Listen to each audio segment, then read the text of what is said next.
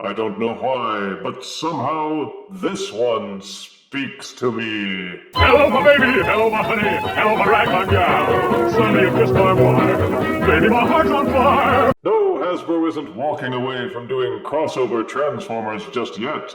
In addition to the upcoming Batmobile Transformer, this year they've also started on an entire crossover subline using famous Hot Wheels vehicles. Which makes sense in a cosmic way, I guess. So behold one of the 2025 Hot Wheels Transformer crossovers. An overpriced deluxe-sized offering called Bone Shaker. It's black, it's got flames, and a big silver skull on the front, so how could I not review at least this one? Hot Wheels have been around for a long time, a popular line of dinky die-cast metal cars with perhaps thousands of different vehicles to choose from.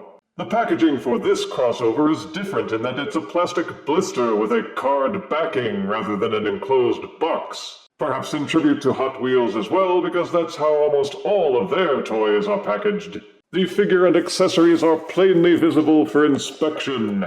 Flames and all. The art up top looks pretty boss.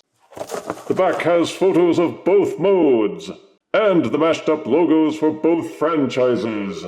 Now let's get Bone Shaker out and rattle his bones.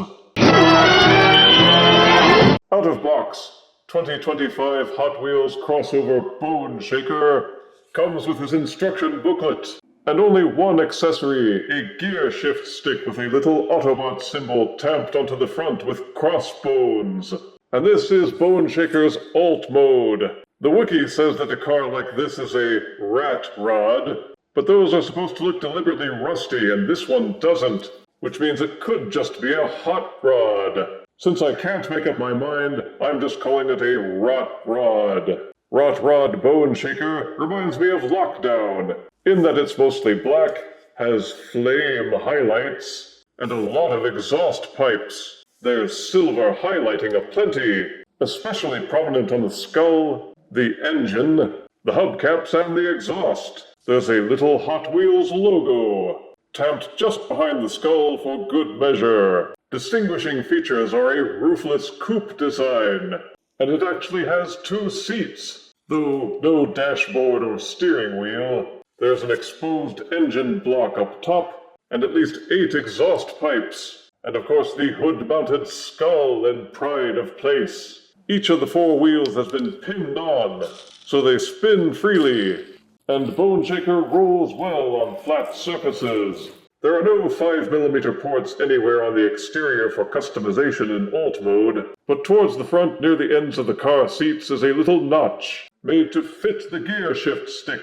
It doesn't really look good when it's plugged in. It's too large and it looks kind of like some GPS antenna. Sadly, there's nothing else you can really do with it, unless you want to pitch it somewhere and try to forget that it ever existed. The lack of ability to customize it means all you can really do besides rolling it is admire its flame-decoed awesomeness. And for many people, that may well be enough. It looks well enclosed from every angle, and even underneath most of the robot kibble stores well. To transform Rot Rod Bone Shaker to robot mode, first de-accessorize. Flip the car up, untab and flip out the exhaust pipes. The wheels tab into the car at the side, untab and flip them out, go to the other side of the car, these back panels untab, and the whole back portion flips up. This will allow you to untab and rotate out the entire rear half of the car. Push from behind to flip out the car seats. The 2 halves of this bar fold inward.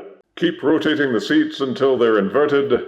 Fold this portion back down, straighten out the knees, separate the legs, then with each half, keep folding this portion up, tab and collapse them inward until the front part flattens out. Oh yeah, and repeat for both sides. In the directions, they make folding out the robot arms appear more complicated than it needs to be. All you need to know is that for the alt mode, these yellow portions should be facing forward, with the arms tucked in underneath the front of the car in an L shape. There's a hinge here. Use those hinges to rotate the arms outward. Make sure these wheels are angled back to give yourself clearance.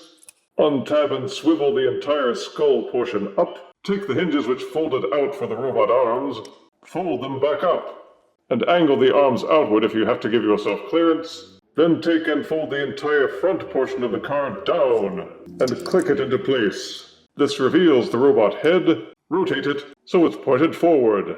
Inside the skull portion, see these grooves. They correspond with these tabs. Push and close them together. Then it's just a matter of rotating the robot arm parts until the shoulders are pointed down, the elbows pointing forward, then flip out the robot fists. Oh yeah, and repeat for both sides. Then you just straighten out the wheels to form the shoulder pads, and flip the exhaust pipes backwards. Bone Shaker's robot mode makes you think he should be a Decepticon, not an Autobot. I'm again reminded of Lockdown with the primary black colors and flame yellow highlights, along with the silvery parts. Primary physical features are a head with exhaust pipe crests and a cool faceplate. The silvery exhaust pipes are now lined up behind the head like a decorative frill. And of course the silver skull in front of the car has become his sinister-looking chest plate. Beyond that there's a pair of spindly arms and a pair of big blocky shins. So the proportions seem a little bit off, because the arms are pretty skinny, while the legs are thick and chunky. From top to bottom, he's had a lot of attention put into the detailing and the paint applications, with almost all of Bone Shaker being decorated. So while he's expensive for a deluxe, that may be forgivable, just because they've dolled him up so nice. He feels nice and tight with very little rattling, and the joints are tight enough that all the limbs hold in place pretty well. The arms and the torso are all filled out, though the legs have some hollowness behind the shins. The shins are a weak point on this figure, not just because they're hollow, but because there are no fronts to the feet. They could easily have done fronts to the feet, just by keeping the transformation incomplete. Just fold these panels back down and voila, he's got toes. And doing this doesn't seem to interfere with the articulation, so why didn't they do it? Only time will tell. But following the directions and leaving the shins blocky means that there is awkward tilting when you try to pose Bone Shaker. Then there are the shoulders. They're positioned a little lower than normal. The tires above are hinged independently, and the directions show you're supposed to put the tires right over the shoulders, presumably to beef them up a little. It didn't work. As for features, beyond his flaming skull makeover, Bone Shaker has two 5mm ports. And those are his hands. They can hold any compatible accessory, but are meant to hold his giant gear shift stick like a mace. And you may want to replace it with something cooler, like the actual skull mace that comes with Fossilizer Paleotrex or Skelevore. Which looks cooler? You decide.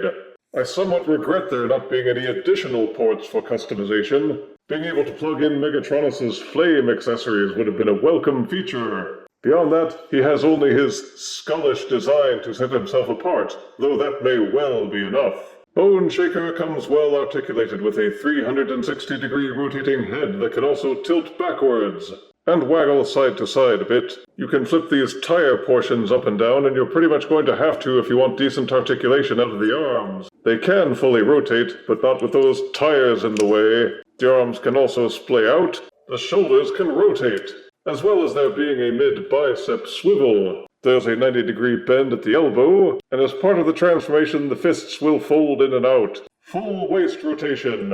Each leg will kick forward, also kick backward. The hips will also splay out all the way. Upper thigh swivel. Each leg will fully fold back in on itself. The ankle pivots are buried kind of halfway into the shin.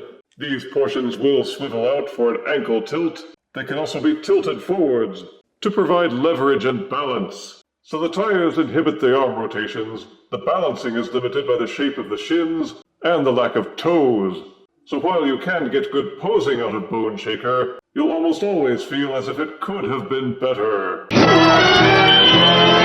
Standing at 5.25 inches and weighing 2.7 ounces, here is 2025 Hot Wheels Crossover Deluxe Bone Shaker, next to Transformers Animated Blazing Lockdown, next to Masterverse Filmation Skeletor, and this container of yellow mustard. Hot Wheels Crossover Deluxe Bone Shaker wound up being a mixed bag, with some aspects that are quite impressive, and some parts that weren't so good. Positives are that the Alt mode is a cool-looking rot rod, with the skull on front making him quite distinctive, even among other Transformers. The black, yellow, and silver catch the eye, but not in a bad way. The transformation is unique, but not too hard. The robot mode is also cool, simply by being made out of the Alt mode. The articulation is serviceable, and it's clear they put effort into the design. Negatives are that some parts of the transformation may be too fiddly for younger collectors. It's expensive for a deluxe. The robot articulation is weak around the feet and shoulders. The proportions are a bit off. The means to accessorize are almost non-existent. And that silly stick isn't impressing anybody, either as a weapon or as a gear shift. But there's no denying that fans of Hot Wheels who are familiar with Bone Shaker will find a lot to appreciate. He loses points for the goofy stick, the toeless feet, and the core class shoulders, but Hot Wheels Crossover Deluxe Bone Shaker still merits 7 out of 10 deaths. So rattle me bones as I cross the floor, and the bones in your grave will rattle no more. If you refuse me, honey, you lose me. Then you'll be left alone, oh baby, tell them all, and tell me I'm your own.